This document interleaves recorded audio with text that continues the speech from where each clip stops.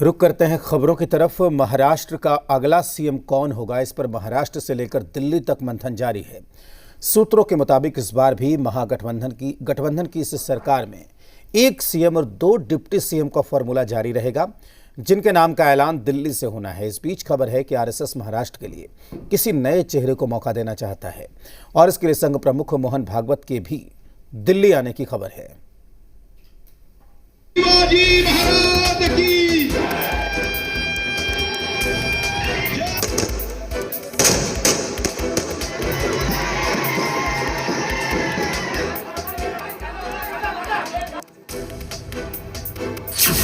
अगर कोई ये कहता है कि वोट जिहाद करो और बीजेपी को हराओ, तो उसका तो हम जवाब धर्मयुद्ध से देंगे। महाराष्ट्र में धर्म युद्ध की लड़ाई जीतने वाले डिप्टी सीएम देवेंद्र फडणवीस क्या एक बार फिर से सीएम की कुर्सी पर बैठ पाएंगे?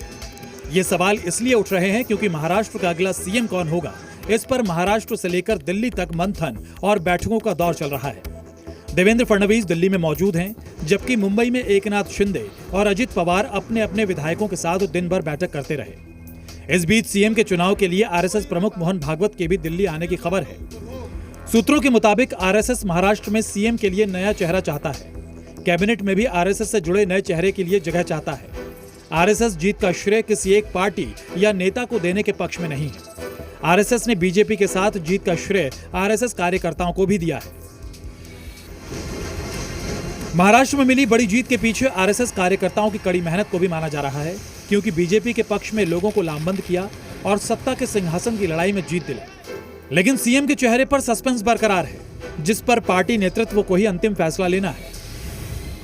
तीनों पार्टियों के नेता मिलकर केंद्र के हमारे वरिष्ठ नेतृत्व जो है, माननीय प्रधानमंत्री जी, अमित भाई है, हमारे नड्डा जी है, हमारा केंद्रीय एक पार्लियामेंट में बोर्ड होता है, उसमें सारी चर्चा होगी। अभी वो चर्चा करना नेतृत्व का सवाल है। नेतृत्व चर्चा करता है, तो मुझे लगता है जब भी बैठक होगी इसमें निर्णय होगा।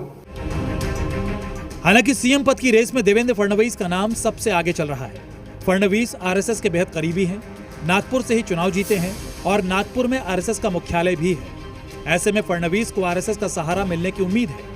वहीं देवेंद्र फडणवीस ने भी महायुति में सीएम पद पर किसी तरह के विवाद से इनकार किया था। सीएम पद के ऊपर कोई भी विवाद यहाँ नहीं होने वाला, क्योंकि पहले दिन से ये तय है कि चुनाव जब संपन्न होगा तो चुनाव के बाद तीनों पार्टियां मिलकर इसको तय करेगी। हमारे नेता आदरणीय होम मिनिस्टर साहब ने प्रेस कॉन्फ्रेंस में ये बहुत स्पष्ट शब्दों में बताया है कि चुनाव के बाद तीनों पार्टियां बैठेगी और इसका निर्णय करेगी। महाराष्ट्र में सीएम पद के उम्मीदवार के नाम का ऐलान भले ही ना हुआ हो, लेकिन खबर है कि इस बार भी गठबंधन की सरकार में एक सीएम और 2 डिप्टी सीएम का फॉर्मूला जारी रहेगा, जिनके नाम दिल्ली में तय होंगे। मुंबई से अंकुर त्यागी और उर्वशी खोना